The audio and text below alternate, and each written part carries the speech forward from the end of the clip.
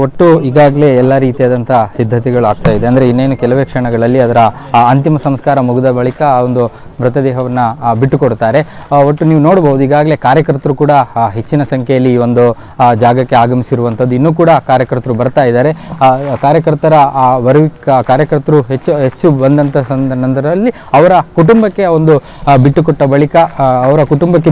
ಬಳಿಕ ಈ ಒಂದು ಇಲ್ಲಿಂದ ನೇರವಾಗಿ BC ರೋಡ್ಗೆ ಹೋಗುತ್ತೆ. BC ರೋಡ್ನಿಂದ ಬಹುತೇಕವಾಗಿ ಅಲ್ಲಿ ಕೂಡ ಒಂದಷ್ಟು ಜನ ಸೇರುವಂಥ ಸಾಧ್ಯತೆಗಳಿರುವಂಥದ್ದು BC ರೋಡ್ಗೆ ಹೋದ ಬಳಿಕ. ಹಾಗಾಗಿ ಆ ಬಂಟ್ವಾಳದ ಆ ಪುಲಿಮಜಲು ಅನ್ನುವಂಥ ಅವರ ನಿವಾಸ ಏನಿದೆ, ಆ ನಿವಾಸದಲ್ಲಿ ಅಂತಿಮ ಇದರ ಪ್ರಕ್ರಿಯೆಗಳೆಲ್ಲವೂ ಕೂಡ ನಡಿಬೇಕಾಗಿರುವಂಥದ್ದು ಎಲ್ಲವೂ ಕೂಡ ತಯಾರಿ ಆಗಿದೆ. ಒಟ್ಟು ಪೊಲೀಸ್ ಭದ್ರತೆ ವಿಚಾರಕ್ಕೆ ಬಂದರೂ ಕೂಡ ಅಷ್ಟೇ, ಪೊಲೀಸರ ಹೆಚ್ಚುವರಿ ಭದ್ರತೆಗಳನ್ನು ಹಾಕಲಾಗಿರುವಂಥದ್ದು. ಅಂದರೆ ಬೇರೆ ಬೇರೆ ಜಿಲ್ಲೆಗಳಿಂದ ಪೊಲೀಸರನ್ನು ತರಿಸಿದ್ದಾರೆ. ಇಲ್ಲೇ ಶವಾಗಾರದ ಸಮೀಪದಲ್ಲಿ ಸುಮಾರು 4ಕ್ಕೂ ಅಧಿಕ KSRP ತುಕಡಿಗಳನ್ನು ನಿಯೋಜನೆ ಮಾಡಲಾಗಿದೆ. SP ದರ್ಜೆ ಅಧಿಕಾರಿಗಳೇ ಭದ್ರತೆಯ ಉಸ್ತುವಾರಿಗಳನ್ನು ನೋಡಿಕೊಳ್ತಾ ಇದ್ದಾರೆ. ಅಂದರೆ ಯಾವುದೇ ರೀತಿಯಾದಂಥ ಅಹಿತಕರ ಘಟನೆಗಳು ನಡಿಬಾರ್ದು ಅನ್ನುವಂಥ ಕಾರಣಕ್ಕಾಗಿ, ಅಂದರೆ ಈ ಹಿಂದೆ ಈ ರೀತಿಯಾದಂಥ ಸಂದರ್ಭಗಳಲ್ಲಿ ಕೆಲವೊಂದು ಅಹಿತಕರ ಘಟನೆಗಳು ನಡೆದಂಥ ಉದಾಹರಣೆಗಳಿವೆ. ಹಾಗಾಗಿ ಅದು ನಡಿಬಾರ್ದು ಅನ್ನುವಂಥದ್ದರ ಹಿನ್ನೆಲೆಯಲ್ಲಿ ಈ ರೀತಿಯಾಗಿ ಮಾಡಲಾಗಿದೆ. ಇನ್ನು ಸಂಘಟನೆಯ ಒಂದಷ್ಟು ಪ್ರಮುಖರಿದ್ದಾರೆ, ಯಾವ ರೀತಿಯಾಗಿ ನಡೆಯುತ್ತೆ ಅನ್ನುವಂಥದ್ದನ್ನ ಕೇಳುವ. ಈಗ ಈ ಪ್ರಕ್ರಿಯೆ ಅಂದರೆ ಇದು ಮೃತದೇಹವನ್ನು ಬಿಟ್ಟುಕೊಟ್ಟ ನಂತರ ನೀವು ಯಾವ ರೀತಿಯಾಗಿ ಇಲ್ಲಿಂದ ತೆಗೆದುಕೊಂಡು ಹೋಗಿ?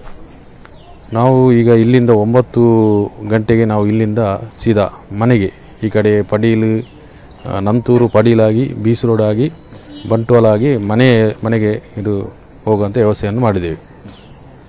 ಆಮೇಲೆ ಅಲ್ಲಿ ಎಲ್ಲ ಸಂಘಟನೆ ಹಿರಿಯರು ಮತ್ತು ಎಲ್ಲ ಸಂಘದ ಹಿರಿಯರು ಎಲ್ಲ ಬಂದು ಅಲ್ಲಿ ಶ್ರದ್ಧಾಂಜಲಿ ಕೂಡವನ್ನು ಅಲ್ಲಿ ಮಾಡಲಿಕ್ಕೆ ಇದ್ದೇವೆ.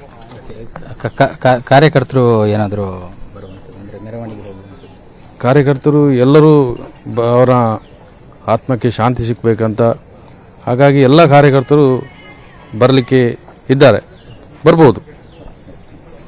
ಇದಿಷ್ಟು ಇವರು ಮಾತು. ಒಟ್ಟಾರೆಯಾಗಿ ಏನಂದರೆ ಎಲ್ಲ ರೀತಿಯ ತಯಾರಿಗಳಾಗಿದೆ. ಇನ್ನೇನು ಕೆಲವೇ ಕ್ಷಣಗಳಲ್ಲಿ ಆ ಒಂದು ಪ್ರಕ್ರಿಯೆಗಳನ್ನು ಮುಗಿಸಿ ಅವರ ಕುಟುಂಬಕ್ಕೆ ಮೃತದೇಹವನ್ನು ಹಸ್ತಾಂತರವನ್ನು ಮಾಡ್ತಾರೆ.